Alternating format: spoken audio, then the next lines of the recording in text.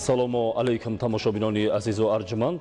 Нашри барномаи иттилоотии ахборро аз телевизиони Тоҷикистон манзуратон мегардонем. Фармони Президенти Ҷумҳурии Тоҷикистон дар бораи озод намудани судяҳо мутобиқи моддаи 69 Конститутсияи Ҷумҳурии Тоҷикистон фармон медиҳам.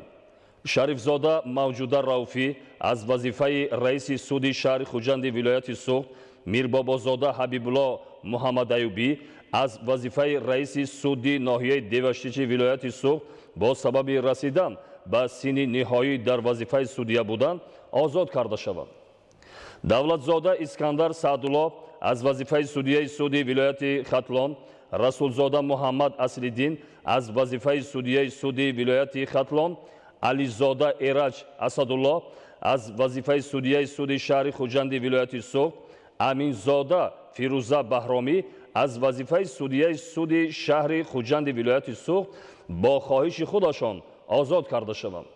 Президенти Ҷумҳурии Тоҷикистон Эмомали Раҳмон шаҳри Душанбе 18 майи соли 2021. идомаи ахбор. Дар шароити зудтағйирёбандаи ҷаҳон ки падидаи нави замони муосир аст, давлатҳо, ҳизбу созмонҳо ва гурӯҳҳои алоҳида барои пешбурди манфиатҳои худ муборизаи иттилоотиро ба муқобили ҳамдигар беш аз пеш вусъат медиҳанд. ҷумҳурии Тоҷикистон ҳамчун узви ҷомеаи байналмилалӣ аз хавфу хатар ва таъсири ҷангҳои иттилоотӣ дар канор будан наметавонад. Вақтҳои охир хабару навиштаҷоти аз ҳақиқатдур, манфиатҷӯёна ва ғаразноки гурӯҳҳои террористию экстремистӣ дар шабакаҳои иҷтимоӣ нашр мешаванд, ки ба фазои иттилоотӣ ва мафкураи ҷавонон таъсири манфӣ мерасонанд. дар ин бора Нуриддини Қурбон ва Баҳодур Қурбонзода тафсилоти бештар доранд. рӯз ба рӯз рушди илму технология ва нашри ҳар гуна хабару шарҳҳо аз ҳодисаҳои дар ҳама гӯшаву канори ҷаҳон ба амал омада дар сомонаҳои иҷтимоӣ инъикос мегарданд, ки ин омил ба фазои иттилоотӣ ва афкори ҷомеа бетаъсир намемонад. ҳукумати ҷумҳурии Тоҷикистон бо мақсади таъмини амнияти иттилоотии кишвар ду ҳуҷҷати ниҳоят муҳим, консепсияи амнияти иттилоотии ҷумҳурии Тоҷикистон ва консепсияи сиёсати давлатии иттилоотии ҷумҳурии Тоҷикистонро барои солҳои 2008-2012 таҳия ва қабул намудааст, ки ин ду санад ба ҳифз ва таъмини амнияти иттилоотии кишвар нигаронида шудаанд. аслан дар таркиби фазои иттилоотӣ ду омили аслӣ зикр мешавад, ки бештар ба амнияти иттилоотӣ таҳдид мекунад. якум омил ин ҷиҳатҳои техникӣ, дастовардҳои техникие, ки инсоният муттеи он шудааст, ва дуюм омил ин бевосита андешаи инсонӣ, таъсири мавҷудоти зинда инсон ба инсон аст, ки метавонад дар табдили афкор нақш бозад. он омиле ки якум мо омилҳои техникӣ номида будем, имрӯз бубинед, ки дар фақат муддати як 10 сола ё 2 сола шумораи инқадар воситаҳо, техникаҳо, алоқаҳое ки ровобити мобилиро таъмин месозанд хеле зиёд шуда. манзури ман дастгоҳҳои техникие ки шурӯъ аз телефон, планшет, компютер, ноутбук дигараш имрӯз ба дасти ҳар як он инсони афтида аст, ки ӯ хонда метавонад, навишта метавонад, яъне ки дида метавонад. ин албатта ҷиҳати хеле хатарбор ҳаст, ки мо инро назорат кардан ҳам мушкил аст, яъне ки саду монеа шудан дар ин роҳ ҳам ғайриимкон аст ва ин чиз ногузир ҳам мебошад.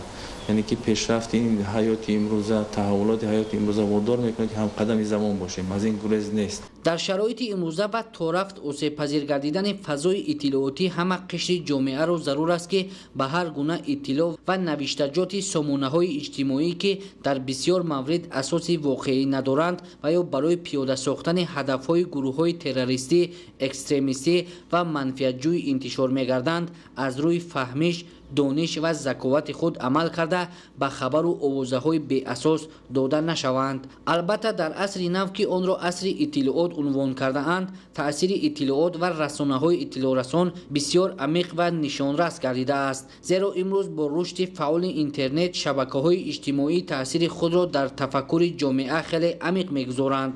چند وقتی اخیر ما در مراجعت به شبکه‌های اجتماعی در رسانه‌های گوناگون اطلاعاتی هم رادیو تلویزیون مخصوصا وسایل الکترونی اخبار شاهد هستیم که این مبارزه‌ها چگونه شدت‌های بلند دارند، حتی برخوردهای با وجود آورده ایستادند که در یک آنی واحد میتواند به نابودی یک ملت یک خلقیت هم آورده رساند. چی چیز است که ما رو میتواند از این گونه برخوردها یا که تصادمی که نتایج منفی دارد نجات داده میتواند؟ و اندیشه فردی من پیش از همه این معرفت جامعه است، این عقل و فراست جامعه است که تا کدام اندازه هضم کرده میتواند هر یک اخباری که در این یا آن شبکه پهن می شود یا اینکه نشر می شود. حتی سامانه ها و رسانه های اطلاع رسان به میدان مباحثه های سیاسی نیز تبدیل یافتند. از این نقطه نظر تامین امنیت اطلاعاتی در زمان معاصر به عنصر اساسی تامین امنیت ملی تبدیل یافته است. در تامین امنیت اطلاعاتی کشور و استفاده‌گری در مقابل خطر و چالش‌هایی که به امنیت اطلاعاتی تهدید می‌کنند، نقش واسطه‌های اخبار عامه مملکت بزرگ می‌باشد. نباید در مقابل هجوم‌های اطلاعاتی بی‌طرفی را اختیار کرد و خاموش بود، زیرا در شرایط جهانی شوی شدت گرفتن مبارزه‌های اطلاعاتی، حفظ منفعت‌های ملی و دولتی عامل اساسی تامین ثبات و امنیت و آرامی جامعه، رشد و شکوفایی تاجیکستان صاحب استقلال می باشد. پس هوشیاری سیاسی را نباید از دست داد. نوریدین قربان، بهادر قربانزاده، مقصد برای برنامه اخبار. در دایره تجلیل جشن 30 سالگی استقلال دولتی جمهوری تاجیکستان با دستگیری حکومت جمهوری تاجیکستان در شهر خاروغ فیلیال مؤسسه دولتی مرکز جمهوریوی علمی خون افتتاح گردید. اکنون ساکنان شهر خاروغ و دیگر در مجموع ولایت مختار کوهستان بدخشان امکان دارند تشخیص خون را به خرج زیادتی در این مرکز انجام دهند. گزارش خبرنگاران ما.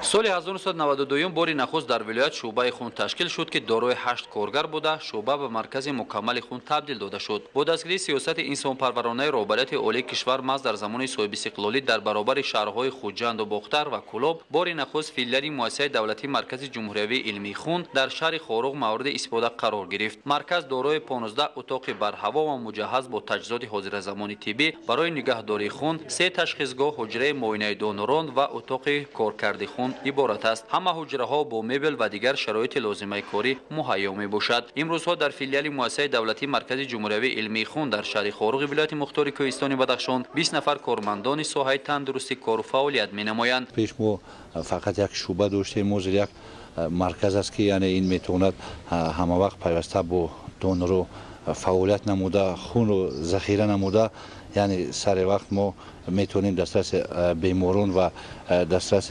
مؤسسات سطح نوعی تامین نماییم. اطلاع داده شد که برای تعمیر و تجدید بنای مرکز 578,000 سومانی از حساب مبلغ‌های وزارت تندرستی و حفظ اجتماعی اهالی اختصاص داده شده با مبلغ بیش از 700,000 سومانی تجهیزات لوازمات کاری برای حجره‌های کارمندان خریداری شده است. برتریت مرکز نامبرده در آن است که با نظام یگانه اطلاعاتی جمهوری پیوست بوده فعالیت کارمندان را از پایتخت نظارت می‌نمایند. این سیستمی که ما حاضر کار می‌کنیم طریق اینترنت با همه ولایت ها پیوست است. دونری که در شهر خاروغ خون میسپارد میتوانند وی را در ولایت سوغد یا ولایت خطلون یا در مرکز خون شهر دشنبه میتوانند وی را دریافت کنند. ذکر شد که مرکز امکانیت میدهد که مؤسسه ساحه تندرستی ولایت را با جزئیات خون در جریان جراحی‌های وزنین تامین نماید. بنابر سبب نبودن چنین مرکز و تجهیزات حاضر زمان اکثریت عملیات جراحی در پایتخت مملکت شهر دوشنبه بنابر سبب نارسایی خون گذرانیده میشد. با مورد بهره برداری قرار دادن فیلیال مؤسسه دولتی مرکز جمهوریوی علمی خون در مرکز مأموری ولایت شهر خاروغ یک رویداد مهم تاریخی بوده. کارمندان ساحه تندرستی میتوانند جراحی‌های وزین را از این و بعد در حدود ولایت مختار کوهستان بدخشان انجام دهند. مرکز 20 واحد کاری دارد. در مرکز ما 3 دکتر درجه حولی داریم و همشیره‌های شوقت که تخصص گذشته درجه حولی قطع کار و فعالیت کرده ایستادند و خوشبختانه با دستگیری وزارت تندرستی و حفظ اجتماعی اولی جمهوری تاجیکستان و حکومت جمهوری تاجیکستان مرکز پورا تامین کرده شده، از تجهیزات حاضر زمان تامین کرده شد و ما ҳозир имкон дорем тамоми ҷозҳои хунро, тамоми соҳаҳои тандурустиро аз хун таъмин намоем бо тамоми ҷозҳоятҳояшон. имрӯзҳо сокинони боми ҷаҳон аз хизматрасонӣ кормандони соҳаи тандурустии вилоят изҳори қаноатмандӣ менамоянд. маблағгузорӣ ба соҳаи тандурустии вилоят дар замони соҳибистиқлолии мамлакат зери таваҷҷуҳи доимии пешвои муаззами миллат муҳтарам эмомалӣ раҳмон қарор дошта, муассисаҳои соҳаи тандурустии вилоят бо дастгоҳҳои пешрафтаи тиббии ҷаҳонӣ дастрасӣ дошта ба таври шабонарӯзӣ дар хизмати мардуми вилоят қарор доранд. акнун таваҷҷӯҳ намоед ба хабарҳои хориҷи кишвар. бар асари ҳамлаи силоҳбадастон ба як деҳаи буркина фасо 9 нафар ба ҳалокат расида, чанд каси дигар маҷрӯҳ шуданд. дар непал бо сурат авҷ гирифтани бемории COVID-19 фаъолияти табибонро ба мушкилӣ дучор кардааст. шарҳи пурраи хабарҳо.